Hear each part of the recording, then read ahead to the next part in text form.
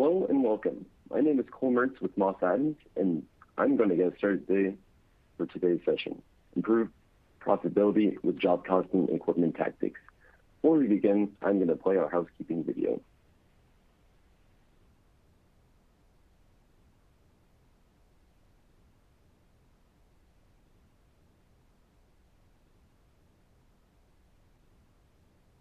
Welcome, and thanks for joining. We're pleased to present our continuing professional education webcast series. Before we begin, please keep the following in mind. You can customize how you view our presentation and interact with the presenter. For better viewing, close all other applications and turn up your speaker volume. You can adjust window size and placement or enter full screen mode using the controls at the top right of the window or dragging the bottom right-hand corner to resize. At the bottom of your screen, you'll see a series of icons that relate to a different aspect of our session. You can download a PDF of today's slides from the Slide Deck and Handouts widget. You can ask questions by typing in the Q&A window and clicking Submit. We'll do our best to answer all questions or follow up via email. If you experience technical difficulty, refresh your browser by hitting the F5 key. Today's session offers 1 CPE credit.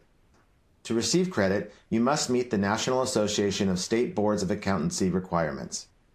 You must attend at least 50 minutes of the session and respond to at least 75% of polling questions. To participate in the polls, please check the button next to your answer within the slide window and click Submit. We'll track your progress and alert you when you've earned CPE credit.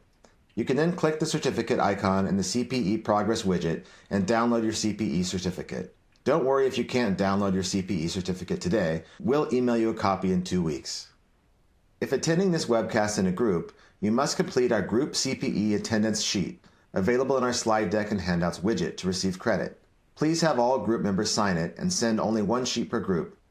CPE credit can only be awarded to participants registered as themselves and isn't available for participants who view the on-demand version. This presentation is not legal, investment, or accounting advice. We encourage you to seek the counsel of a professional service provider to apply this content to your specific circumstances.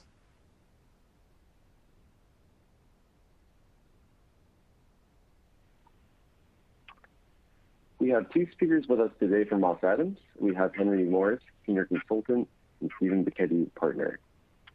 With that being said, I would now like to turn the floor over to Stephen to get the presentation started. Stephen. Thank you, and good morning or afternoon, everyone. My name is Steve Bacchetti, and I lead our construction advisory team. We're really excited to present the topic today. We have a lot of construction clients that we help them with various services, so we hope we can share some good information for you all and that you find it very helpful. And I'll pass it over to Henry for a quick introduction. Hey everyone, my name is Henry Morris. I'm a senior here on Steve's construction advisory team. I've been with Moss Adams for about 3 years now, and prior to working at Moss Adams, I was a project accountant at a large regional general contractor. And while there, one of my roles was managing the finances for the tool yard. So we'll kind of talk about later in the slide. Our group does a ton of different types of engagements, different scopes of work. But one of my big passions is equipment and working with tool yards to kind of drive profitability. So I'm really excited to speak with you all about that later today. All right, and with that, we'll jump right in. All right, so today's presentation topics. So we'll start out with a brief overview of our construction advisory services, just kind of talk about the types of engagements we do, the services we provide to contractors, and how we're here to help. After that, we'll talk about a brief construction audit overview and kind of what the impact of an audit on one of your projects can have on how you track costs, job costs, labor, things like that, and the equipment charges. After that, we're going to move on to some steps that you can utilize in your business to improve project job costing and how it can help you grow profitability. And with that, we'll also kind of talk about different methods of tracking, schedule, things like that. And then our final topic for today, we're going to walk through our 3 contractor-owned equipment tactics that you can use to help grow profit and reduce risk. So these are going to be establishing set rates and equipment pricing caps in the contract, reviewing your equipment and tool yard profitability so you have that clear picture of kind of where things are at. Are you fully utilized? and changes that you might be able to make to kind of assist there.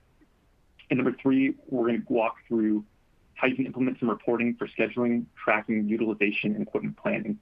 And when we get to the final part of that section, we'll walk through an example of how you kind of set up a basic equipment plan, kind of walk through, the needs, planning for those replacement costs, things like that, and how you can incorporate that into your yearly capital planning session. And if we have time after all that, we'll walk through your questions and hopefully give you some answers and advice as well.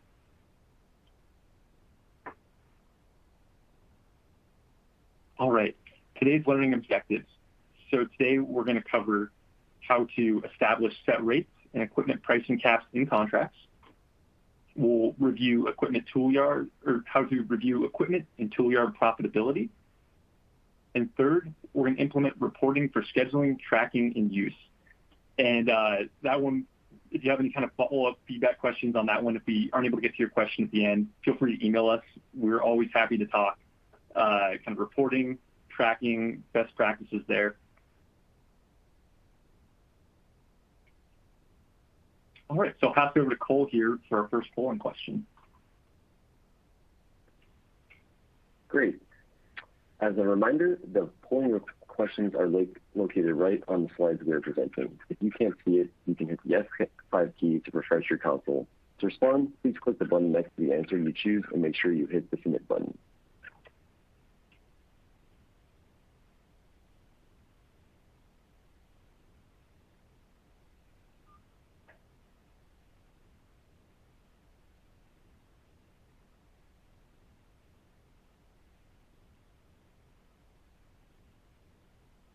As a reminder, if you'd like to receive PPE credit for today's webcast, you will need to respond to at least 3 of the 4 polling questions.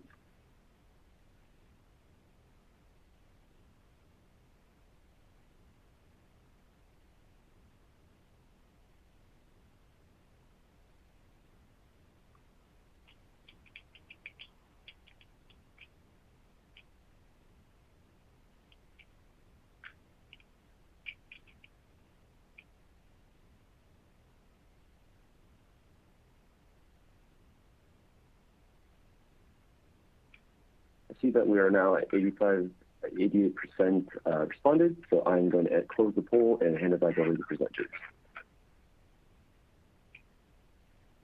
All right, thanks, Cole. Okay, so that's kind of around what we'd expect. So it looks like around 70% of us are utilizing contractor-owned equipment on our projects. Contractor-owned equipment is such a wide range as well. We see heavy civil companies that have millions of dollars, of excavators, earth-moving equipment, all the way down to smaller general contractors that are doing TI work, where we're mostly going to be looking at, hand tools, things like that. 18% looks like no, that's okay too. There's, as we'll talk about later in the project or in the presentation, there are a lot of opportunities where sometimes it's just easier to, go to a third-party rental. You're not worrying about the maintenance, delivery, things like that, or even just storage and managing of the tools. And 3, it looks like not applicable as well.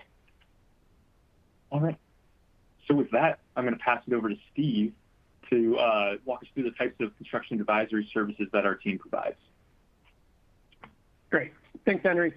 So real quick, just a little bit about our team. We spend our time doing construction process improvement reviews. That's one of our biggest service lines for contractors, where we're looking at people, process, policy, technology, and looking for ways to help contractors or subcontractors optimize their process procedures, often including equipment considerations and or job costing. In addition, we have owned equipment and tool yard assessments led by Henry. Given his experience, we can look at a portfolio of projects and kind of assess areas of risk. Contract reviews, where we help contractors enhance contract language, primarily around the cost of work definitions and general conditions change order provisions, making sure that it's very transparent and the controls are built in alignment with your billing process procedures, and making sure that you include allowable costs that you incur and maybe would be considered fee, but making sure that it's clear of what's allowed, what's not allowed. In addition, we can help contractors review payment applications if there's audit right provisions. Same with change orders, making sure that it's compliant with the terms, that your billing system is capturing all compliant costs, et cetera. In addition, we help contractors, if there are litigation type services, we can help them review kind of the cost of work definitions, costs incurred to ensure that they have an appropriate strategy in alignment with legal counsel. So this is how we spend our days, and we're looking forward to sharing our knowledge with you. And as Henry noted, if you have any questions or concerns throughout this or afterwards, always feel free to reach out. All right, for this first slide, protecting yourself from a construction audit. We see a lot of contractors and subcontractors are here, so many of you likely have guaranteed maximum price contracts with a right to audit clause. If you have these provisions, that means that you or the owner may do an audit on the project, validating compliance. We see this is being very prevalent in public works, where there's a lot of scrutiny under how funds are being utilized. And what is a construction audit? So it's really validating contract compliance, assessing performance against KPIs or key performance indicators, objectives and requirements, and making sure that the project controls and processes are in alignment with best practices or industry standards. So a construction auditor is trained, and their objective is primarily or almost entirely cost compliance with the terms. They can highlight some kind of schedule inconsistencies, et cetera, but really the construction auditor is trained, and their scope and focus should be cost control and cost compliance. We've seen construction audits be effective for both contractors and owners. Early engagement is generally great because when it's the early stages of a project, you can identify maybe gray areas, and those gray areas are great to have the conversation as early as possible so that you can formalize maybe a change order clarification amendment to the contract, $0, confirming maybe some of the gray areas that may come up later during a construction audit, for example. And I think from our experience, when construction audits are managed proactively by contractors and proactively engaged with the owners, it can really mitigate and reduce risk. Some of our biggest clients are contractors, and they see it as a competitive advantage, getting ahead of these requirements, constructively engaging with owners, and creating a good outcome for all parties. Steps to improving job costing profitability, leverage technology. So when we do our process reviews, we see one of the best ways for contractors to improve profitability or identify early risk is when they leverage technology and they're able to timely get information to identify risk areas or areas to improve the bottom line. So when you leverage technology, you really need to understand the various data sets that you have. That may be project costing, maybe schedule, maybe procurement or change order related inputs, and making sure that those inputs are automated and are in alignment with internal and external needs. So when you do it appropriately, we have a lot of contractor clients that maybe that's an owner that has a lot of reporting requirements. So making sure that you have those understandings of best practice KPIs, the things that may be coming up, and internal needs, and you come up with those standardized KPIs throughout your projects, will heavily increase your operational efficiencies. So when you are within your current system or planning on a new system, really understanding how you're collecting the data, how you're setting up your project accounts, and storing the data so that you can automate and report the results as quickly as possible. We've seen instances where maybe a GC, various projects are reported differently, like they have different meanings for charge codes or different meanings for cost types. So when you don't have that consistency, reporting timely or an automated way can be problematic. So making sure that you have these design and systems plans, maybe within policy or protocols with good controls around it to support kind of that overall holistic operational reporting internally and externally. Next, as I noted before, you don't want a system that you have to export it and then manipulate the data to get to the data that you're looking for. If you have kind of those smart input considerations up front, then you can really reduce the minimal manual effort to almost nothing if you have the right dashboarding tools. And then finally, once you have the technology in place with the automated reporting, reviewing the reporting on a regular basis, weekly, monthly, quarterly, depending on kind of the stakeholders, and making sure that you're in line with profit projections, and or if you're not, identifying what's going on with the project. Maybe it's kind of a change order situation that's not being proactively managed. So really having the data being automated, consistent, helps both project management and senior management identify those risk areas so that they can come up with a plan. Next, confirm accuracy of progress billings and schedule. So this, once you have your chart of accounts set up and you have your automated reporting, making sure that your project billings are in alignment with job costs. It's extremely important that there's a review of the billing and the job costing, making sure that it's complete and accurate. This can include the project cost data, the job activity report, the labor distribution report, making sure the right staffing is on the project at the right time, the construction schedule if something is behind schedule, that you're able to identify that at early stages, and making sure that you have good controls and review of the various conditionals and unconditionals for all the contracting parties. So just an example here is we've seen instances where a contractor is forgetting to submit maybe owned equipment within their job costing, and they're not reviewing the job costs at this level. And it comes at later where they have to kind of do a true-up billing, and that raises questions. So really looking at your job costing on a monthly basis, making sure that you are complete and accurate, whether it's people or equipment, will help you, one, understand the project health, and then two, prevent those kind of awkward conversations with the owner potentially later on of why you weren't billing, because I think those will have more scrutiny on it versus having kind of those controls in place.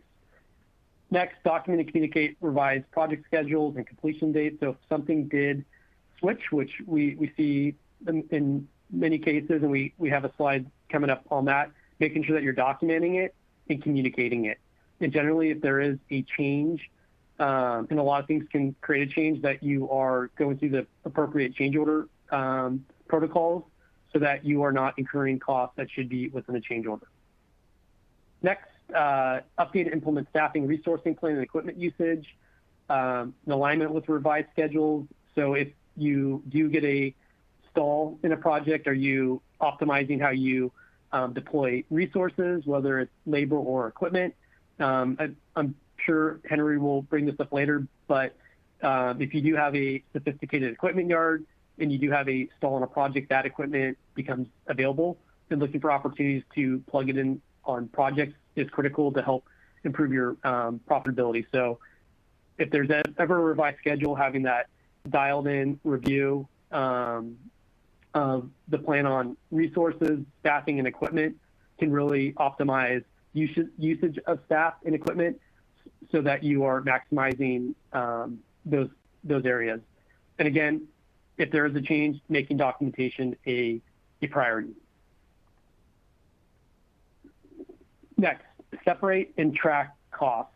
So if there is a change order impact to the job, making sure that you are tracking those costs and impacts and assumptions. It is critical that when these do happen, that you are truly thinking about all the costs involved in the change order. So writing down a list of what the direct and in-cost impacts to the change are, and making sure that those are in alignment with your contract terms. And we often see change orders aren't including all the considerations that should be when they're being submitted. So this can include tools and equipment rental rates, escalation, maybe the impact created a pricing issue that needs to be adjusted for, various job impacts. It could be engineering, CAD updates, field supervision that you either need to increase or downtime that needs to be accounted for, project management and administrative costs, general expenses, and overhead and profit. So you really need to, if there is a change environment, that you really think about the total impact of it and effectively communicating that story through the documentation and the substantiation when you get the approval. Next, when there is a change, implementing a framework to compile, document, and submit increases. And changes can happen for many reasons. It could be a safety program implementation that's being required. It could be a schedule delay, a material delay that didn't get to the job, so it impacted the critical path, reduced productivity because of some of those instances, labor shortages that are outside of your control, site conditions that differed from they were different from kind of the site conditions that you procured on. It could be directed acceleration. It could be weather. So there's a lot of things that could change your operations that really need to be separated, tracked, submitted on a timely basis. And then finally, it's when these changes do occur, making sure that you're documenting in accordance with your contract. A lot of contracts have various provisions on the steps to do a change directive to a change order. So making sure that you're following those protocols, you're documenting it, you're reporting it, and you're escalating it to the appropriate parties. So generally when these situations come up, you'll want to note the date that it was discovered. You'll want to tie it back to any drawings or specifications that it impacted. It's good to have various possible solutions, like engage with the owner on a timely basis saying, hey, this is the situation, here are the possible solutions, to working as a team on, one, having them understand something changed, two, getting the buy-in on the solution, and then three, effectively having them approve the change order. You'll want to kind of provide notice of the cost and schedule impact within that change order, and then get the approval. And if you're not, making sure that you are timely getting a decision meeting with the appropriate parties to get the approval. It's critical when the changes occur that you're keeping detailed daily logs and photos on like manpower, equipment, downtime, delays, any resequencing that needs to be done because of whatever the change environment is.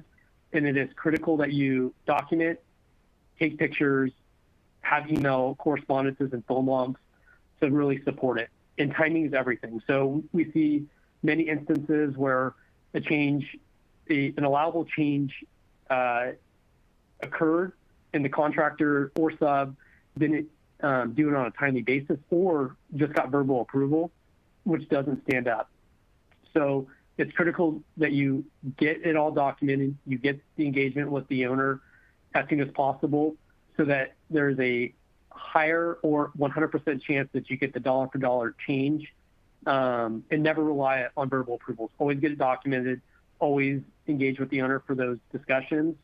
And I think from a corporate standpoint, these conditions are happening on all your projects. There's probably several that are potential change impacts that you could be pushing for change orders.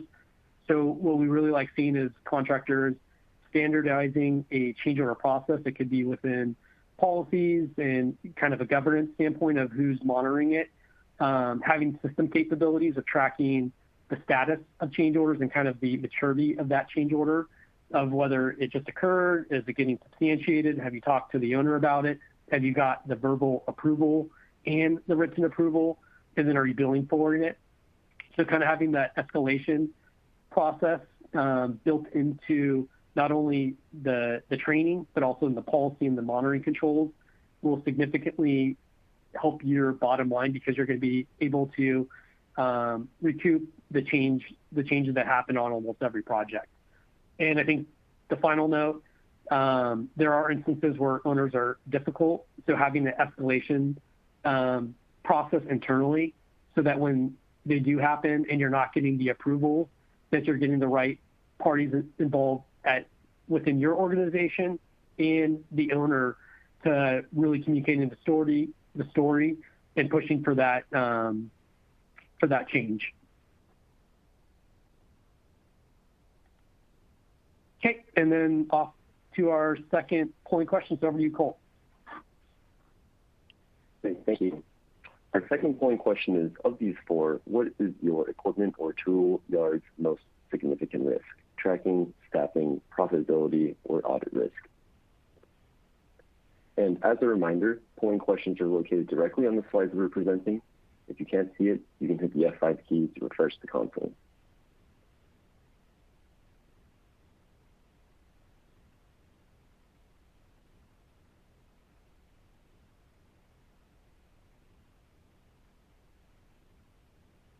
Another reminder is if you have a question you'd like answered during the presentation, you have the option to submit questions for the presenters in the Q&A window. We have a bit of content to cover today, so if you don't have time to respond during the webcast, we will do our best to follow up with you afterwards. Going to give the poll about 10 more seconds before I close it.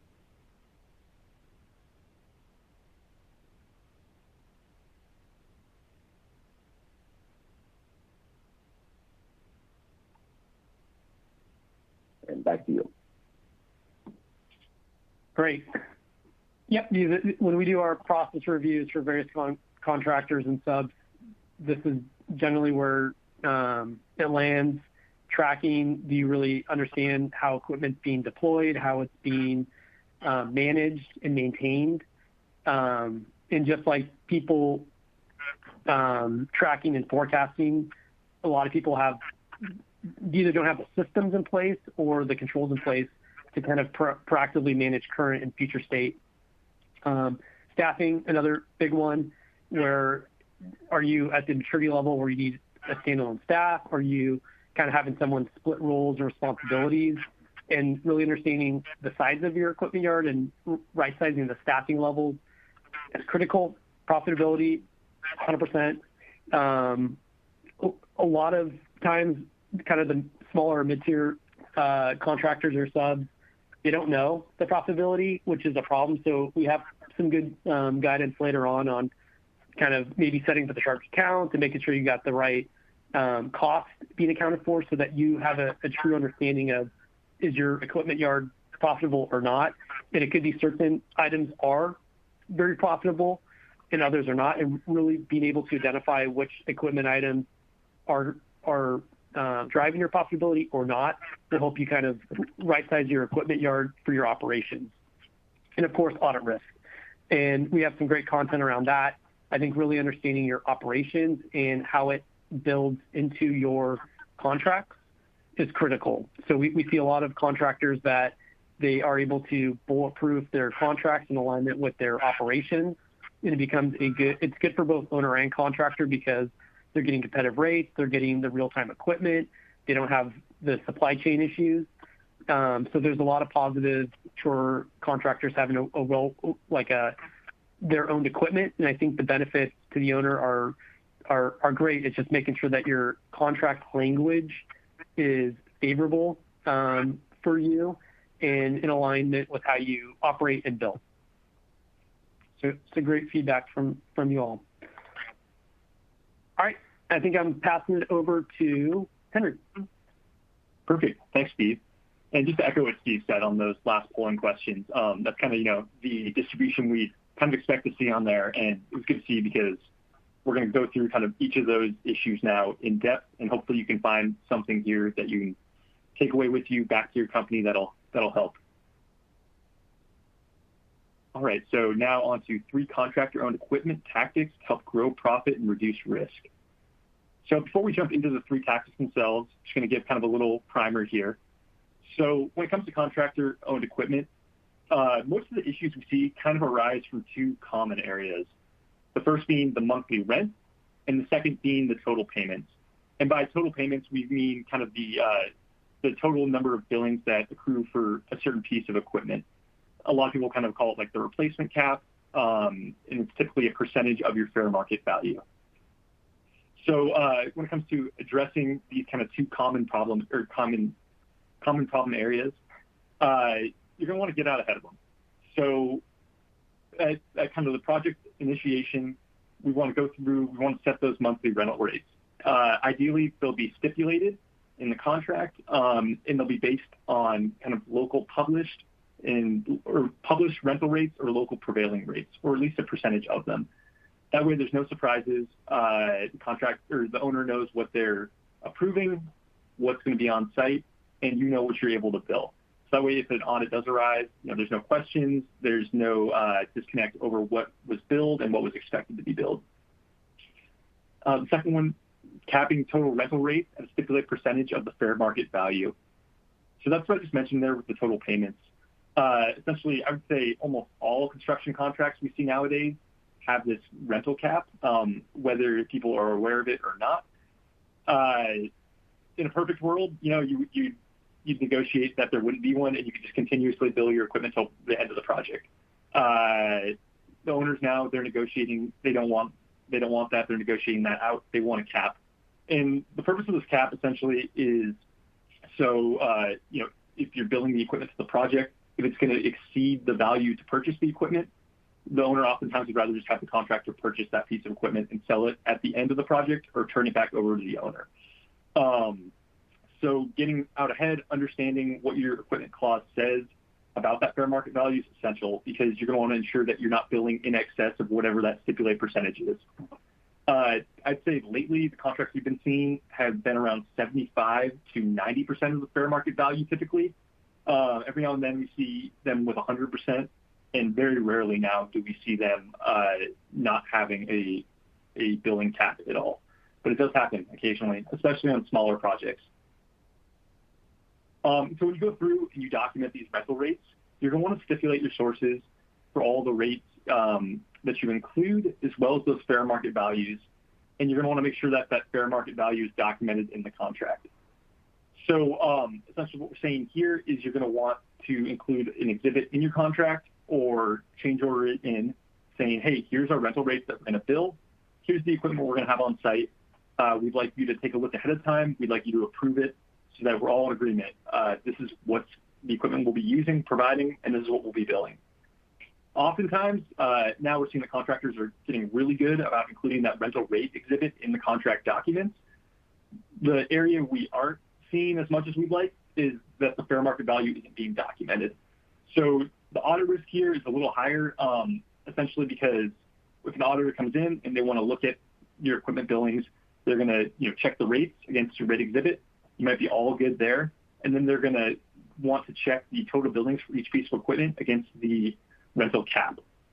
So if you can get out ahead, you can document the fair market value, you have them agree to it, then that equipment, that rental cap set in stone. Otherwise, you're going to have to go back. You have to do some extra legwork on the back end, go to your your equipment vendors, get those local market comps, and you're going to have to bring them over and essentially substantiate those fair market values to show that you didn't bill over the caps. So anything we can kind of do to get ahead of that is good and kind of helps with locking in that profit. That way there's no discussion, there's no negotiation, and we're ensuring that we're billing within the contract terms. So with good contract language and a good understanding of the contract language, equipment is a massive profit center for contractors. As the contract types are shifting more and more towards GMP and the language is getting tighter, it's really, really more important than ever to identify those profit pockets and kind of the business within the business. So if you can, create those efficiencies, fully utilize your equipment and have good tracking in place, it can potentially be a large profit center for you. When it comes to the equipment on site, you're going to make sure you're going to want owner approval for all of the equipment types. And that kind of goes hand in hand with what I was talking about earlier with that equipment rate sheet. We're going to want to get those rates approved ahead of time, the fair market values signed off on, as well as the equipment types. One thing we see a lot of now is people saying, oh, well, I asked and I got the verbal approval. As Steve mentioned in the previous section, you don't want to have to rely on a verbal approval. At a minimum, make sure you get that in an email, but ideally that's either written into your contract or it's approved via change order. just to fully kind of memorialize it, make sure everyone's aware of what's there, and make sure you have all of that documented in writing. If maintenance is going to be included, make sure you stipulate the types of maintenance. Oftentimes, the equipment clause is going to say that maintenance is included when it's directly related to the equipment performing the work. Where it gets a little tricky is that there's types of maintenance for different types of equipment that might not necessarily be directly attributed to the work. One I know we've seen in the past is superintended trucks, things like oil changes and new tires, where the owners come out, they essentially kind of argue back with maintenance there because the superintendent, billed an oil change to the job, but they're driving their truck to and from the site. Even if the truck is doing work during the day, they don't want to pay for the full oil change because essentially that truck is commuting as well. So make sure that you're aware of what kind of maintenance is allowed, what's not allowed, and make sure that the clause there is very clear and concise so it's understood by both parties. Kind of on that same track, make sure you fully understand what computers and software are necessary for the project and ensure that the contract language is supportive of those charges specifically. When it comes to those equipment clauses, not all equipment is created equal. So another example from a project that we've seen is that they got to the end of the project, contractor did, they'd build their equipment like they normally would. In that they'd included things like iPads, computers, just general technology equipment, and the software that was used to run that equipment as well. The issue they ran into there was that while equipment was allowed to be built for the job, technology specifically was actually considered overhead and included in the contractor's fee. So they got to the end of the project, they had tens of thousands of dollars of technology equipment that they built alongside their other equipment. And then when it came time to kind of do that final true-up, they noted that, or the owner noted that technology had been built as the equipment when it should have actually been included in the contractor's fee. And so absent, you go through this whole process, maybe the equipment rates aren't documented, the fair market value is not documented. Absent those stipulated rates, you're going to make sure on your end that you can fully support them. And the reason for that is if an audit should arise, if the owner starts asking questions, you're not going to have to do the legwork on the back end to go through and fully support and substantiate those costs. You can reduce the risk quite a bit and also reduce kind of the work on your end by just ensuring that when you put together those rate exhibits, that you have all the sources stipulated and you're able to kind of come forward with that full exhibit no matter what.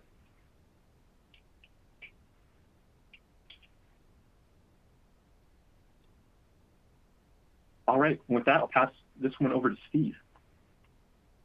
Great, thanks, Henry. All right, establish set rates and equipment pricing caps in the contract. I think Henry went over many of these concepts. So what we really recommend is that you establish the equipment rates, allowable types of equipment, maintenance at the very beginning of the project. When we do contract consultations with owners and contractors, we really like seeing an exhibit built into the contract or directly within the actual language saying, hey, these are the types of equipment we're going to be using. Here are the rates that we're going to be applying, and then either defining or not defining caps. Obviously, it's more beneficial to not define caps. The argument we see contractors make is that if you weren't doing it, you would need that equipment from a third party, and there is no caps from a third party. Owners will say, hey, then should we buy it versus rent it? So I think those are all healthy kind of discussion components you should have. I do think it's extremely important to understand which equipment items are profitable for your organization and which are not, so that when you are determining those various caps, that it's in alignment with your profitability expectations and that you're not losing money on any particular piece of equipment. We're getting a lot of questions, which is great. And if we don't have time within this presentation, we will follow up. But one of the questions is how do you establish fair market rates, or what's the best option? So we see a lot of people use the various kind of sources out there depending on the equipment type. We do also see one of the best methodologies is getting third-party support from major equipment suppliers in the area for your local, whatever's local to the project. And we've had contractor clients that have said, hey, we go under what we think we could charge because we're scared of audit risk. So that's a big no-no. What we find is the best way to communicate with owners is saying, hey, here's third market comparables, here's 2-3 different options. This is where we're pricing it. Here's the benefits of us managing it. We have this robust equipment like planning tracking system, and we won't have any of the supply issues. So I think there's a lot of benefits of having owned equipment built in with the contractor playbooks, just like self-perform. But being able to effectively communicate that, and then being able to effectively saying we are competitive. So I think having those discussions up front, having kind of that backup for your equipment rates readily available, so that when you do get it through the contracting phase, it's built in with the contract, it's understood what the allowable rates, whether it's daily, weekly, monthly, et cetera, whatever the caps you're able to negotiate, so that once that's locked in, many of the systems you all have, you can set up kind of the billing module within the system to flag when you're using those types of equipment. These are the rates that are going to be applied. A lot of systems that we see have the replacement value cap built in, or you can build that logic in so that you're not overcharging for those pieces of equipment. So to the next bullet point, which I think is inferred from what I'm all saying, is once it's built into the contract, it's done. So you've effectively understood what your profitability projections are going to be for the project, and it reduces any potential audit risk. Depending on the contract type, the audit of the equipment be applicable. If you have a lump sum, there's not audit risk within this area generally. If it is a GMP, which Henry noted, we're seeing more and more come up. Being very aware of the audit provisions, understanding what's in the contract and what's not. And we see many instances where maybe you didn't negotiate this up front, but as soon as you can understand that you have a GMP right to audit clause, and then you are using owned equipment, starting that discussion earlier than later is much better. And you can make it a very productive conversation, just saying, hey, we want to be compliant with the terms. Here are the various equipment items we are charging. We'd like to establish the rates. Here's the 3 different options, and we're definitely competitive. And then making sure that your monthly substantiations to the owner include that will help kind of formalize the transparency and minimizing the risk of any audit potential. So really getting it built into the contract up front, or having a $0 change order, for example, of getting the rates established, and just proactively work with the owner, demonstrating what the value of your equipment yard is and why it's competitive within the marketplace. Owners will want fair pricing. So I think just, again, establish the rates, establish the types of equipment that you're going to be using, and then if there are charge caps established, making sure that you are compliant with those.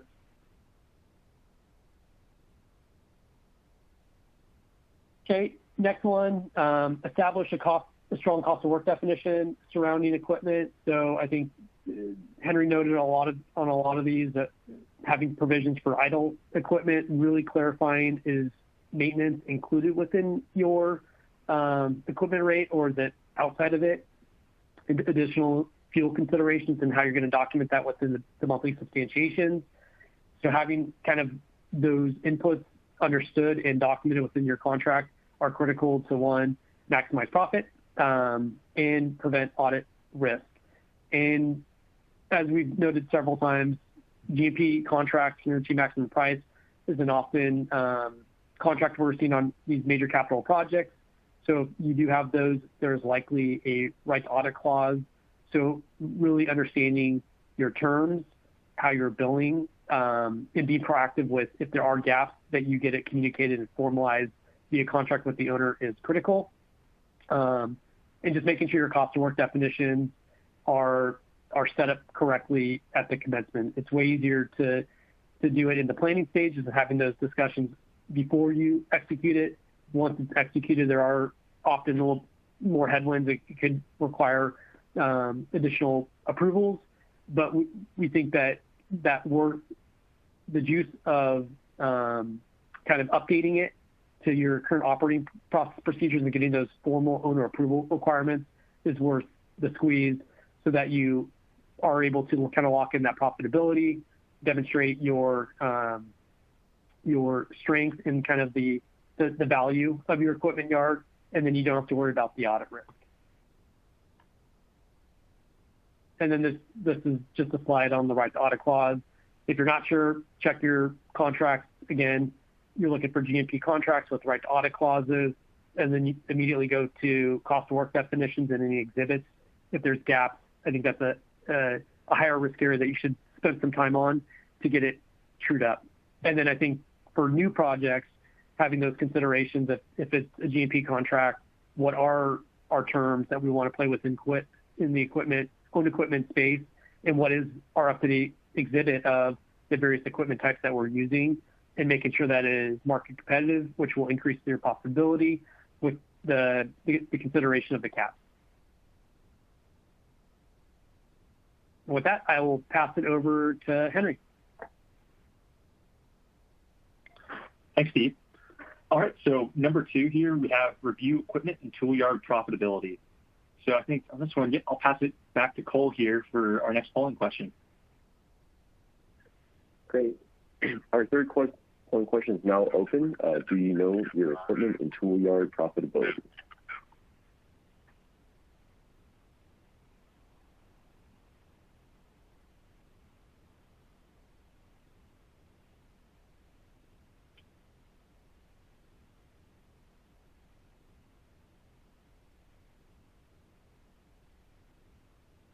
And as a reminder on Q&A questions, we do have a bit of content to get through today, so we don't have time to respond during this webcast.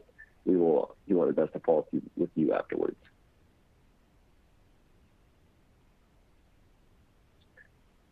I'm going to give the poll about 10 more seconds before I close it.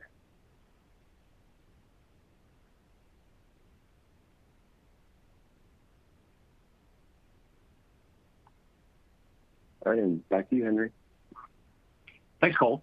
All right, so it looks like we have about 42% at yes, about 31% at no, and 27% at not applicable. Perfect. So hopefully this next section here then will be helpful as we kind of walk through ways to assess that profitability and kind of what you can do to monitor it. All right, so reviewing equipment and tool yard profitability. So when it comes to managing and renting out your own equipment, you want to carefully consider the benefits and challenges that are going to come along with managing and maintaining that and the tool yard as well, versus utilizing third-party equipment and tool vendors. So I'm sure we've all heard of the rent versus buy analysis, but this is more the rent versus buy versus rent analysis. So are we going to want to rent it ourselves out to the job? Are we going to want to purchase the equipment and turn it over to the owner at the end of the project life cycle? Or are we going to want to evaluate our third-party vendor options? And each one of these has kind of a lot of different items that go into it. There's things like do we have the space to manage that equipment? Are we going to be able? Do we have a place? Are we going to be able to rotate it between jobs? Are we going to fully utilize it? And is it going to be an efficiency for us to have that on hand rather than having to go search around with the third-party vendors to try and track one down? So there's a lot of kind of different considerations that we'll dive into here. A big challenge for contractors with the owned equipment is going to include tracking, monitoring, and reporting abilities and associated controls. So if we don't have those kind of monitoring and tracking processes in place, or the controls as well, it's going to result in kind of more inefficient use of the resources, a higher audit risk, and reduced profitability. So in the next section here, we will talk a little bit more about what kind of reporting you can do. But for now, we just kind of want to hammer home that the better tracking you have in place, the more efficiently you're going to be able to use these resources. And that means, being able to move them to the jobs where they're needed quicker, identifying that need, and making sure that you're on top of things like regular scheduled maintenance and knowing what costs go in there as well. let's see. So then total cost considerations should be compared against historical and forecasted revenue and include common expenses. So on the next slide here, we will have some common expenses I'll walk everyone through. But essentially, we're going to make sure that our cost reports are fully capturing all the costs that actually go into managing and maintaining these tools and running our tool yard. If equipment and tool revenue streams don't exceed the company's cost considerations, third-party rentals may be a beneficial option.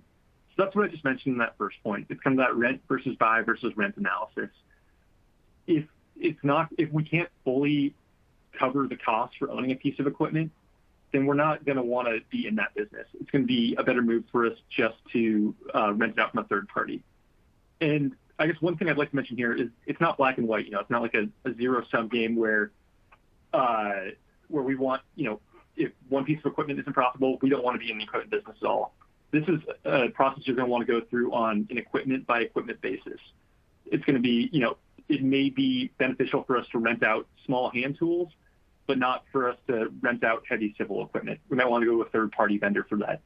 So you're going to want to go through, take a look at your company's equipment list and identify which equipment is profitable for us, which is not, and which is just going to be more convenient for us to go outside of our own company and rent there. All right, so some common expenses that you're going to want to make sure you're including when you're reviewing your tool yard profitability.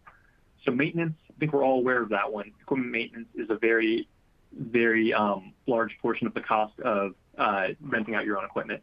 Equipment breaks down, and just the kind of routine maintenance as well to make sure it stays in good working order so that it's not breaking down and that we can get that full useful life out of it. Staff and oversight, this is a big one. As your tool yard grows, you're going to need more and more dedicated staff. Starting out, you might be able to get by with just someone in accounting, splitting their time, going through updating logs, setting up billings, things like that. But as your equipment grows, you need more people involved. You might need a superintendent managing your yard or warehouse, a dedicated maintenance person or multiple technicians, specialty labor like a welder, things like that. It's all important. Number 3, if we're going to own our own equipment, it's going to have to live somewhere. So we're going to have to either acquire some land for a tool yard, rent land, or a warehouse. But either way, we're not going to be able to continuously bounce it around projects. There's going to be downtime in between. There's going to be standby time. We're going to need a place for that equipment to live. Number 3, software management charges. There's lots of equipment nowadays as we get kind of more and more advanced options that it needs software just to be able to function and run. So ensure that you're including all those licensing agreements, things like that, into the total cost to own and rent that equipment. Fencing security, we're going to want to keep that equipment safe from vandalism, theft, things like that. Number 3, transportation, freight, and delivery. So to utilize that equipment, we're going to have to get it out to the site. That's going to involve transportation costs, getting it shipped out, getting it delivered, getting it on site. And all of that comes with a cost. Some projects are going to allow you to bill that directly to the job. Others are going to be a little more strict and say you aren't. So there's going to be cases where you're going to want to actually kind of have this baked into your equipment rates just to ensure that those pieces of equipment stay profitable. Installation, things like temporary power units, generators, pumps. For all that to be useful, it's going to have to be installed on site as well. So you're going to want to know what your contract says about installation. And finally, insurance. We're going to utilize this equipment, so we're going to want to keep it safe and protected, and we want to make sure that we can replace it in the event of damage. So insurance is important as well. And just one other note, I kind of touched on this with the transportation installation, but some projects are going to be a little more strict about what costs you can include in regards to equipment. If they say you can't include these things, when it comes to that rent versus buy versus rent analysis, it might differ based on a project-to-project basis. Some projects, it might be profitable to rent your own equipment out. There might be others where they're not going to let you pay for the installation costs, things like that. So you might want to go outside on those ones. All right, number 3, implement reporting for scheduling, tracking, utilization, and equipment planning. It looks like we have our final polling question here, so I'm going to pass it over to Cole. Great. For our final polling question, we have you had audit findings on your equipment tool yard? Yes, no, or NA. And as one final reminder, you must answer at least 3 of 4 polling questions to receive CPE credit. For those of you that would like a copy of today's slides, you can download them from the folder that says Slide Deck and Handouts. We will also be sending them out via email tomorrow, along with a recording of the webcast.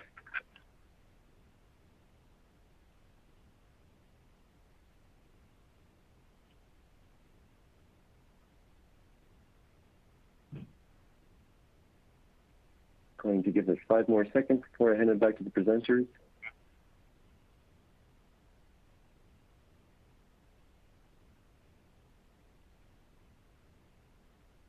All right, back to you. Thanks, Cole. So it looks like when it comes to audit findings, we have about 16% who've had audit findings, 53 who have not, and 30% not applicable. But interesting, it's also kind of what we expect to see. We are seeing that construction audits are becoming more common on projects, as Steve mentioned earlier, but it's still certainly nowhere near every project, and a lot of contractors we speak to haven't even experienced one yet. So this is definitely kind of what we'd expect to see in that distribution.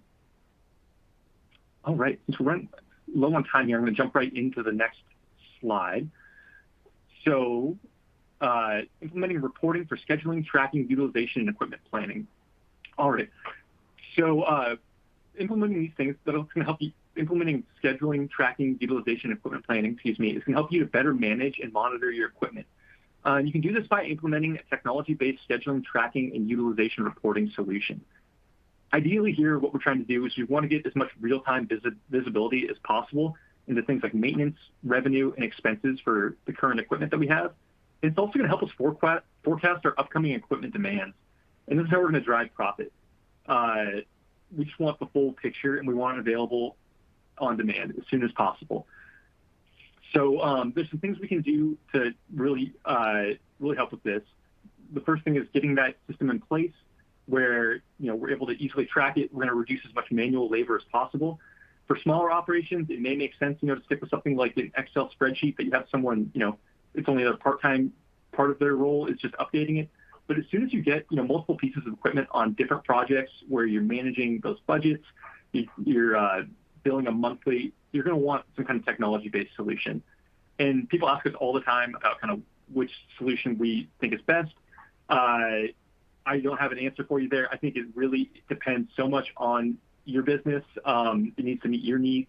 And ideally, it'll interface pretty seamlessly with your accounting and finance software.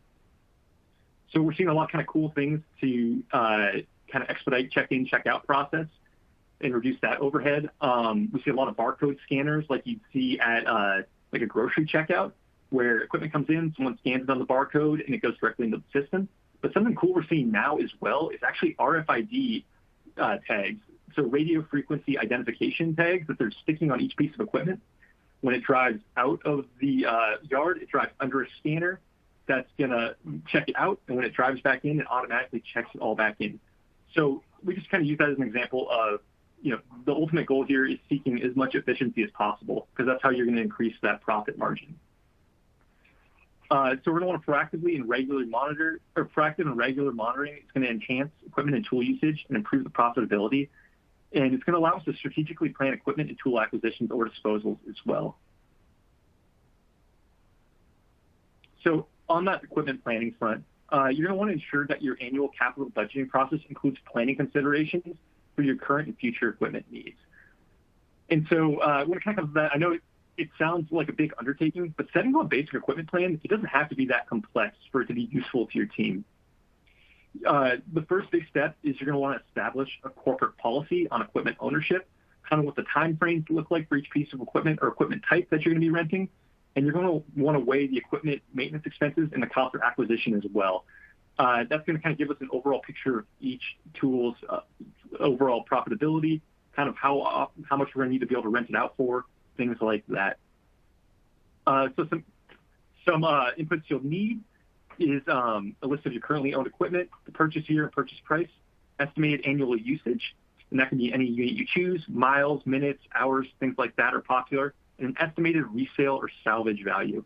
And oftentimes that's going to fluctuate or depending on your market conditions. So use the local market comps you have available. And if you ever have any questions or want help with this process, feel free to reach out to our team. We'd love to talk equipment planning. And with that, I'll pass it back over to Cole. Great. Thank you to Stephen and Henry for a great presentation today. We apologize that we unfortunately don't have enough time to get to all of your questions. However, we will be following up via email if we don't have time to answer your question. You can drop a note in the Q&A window or reach out to Stephen and Henry directly. Their contact information is in your content. If you met all CPE requirements, your certificate is now available to download now in the CPE progress window. A copy will be emailed to you within 2 weeks as well. Finally, here is a link to a survey for today's presentation. Your feedback is always appreciated, and again, thank you for joining us and everyone who cares. Thank you.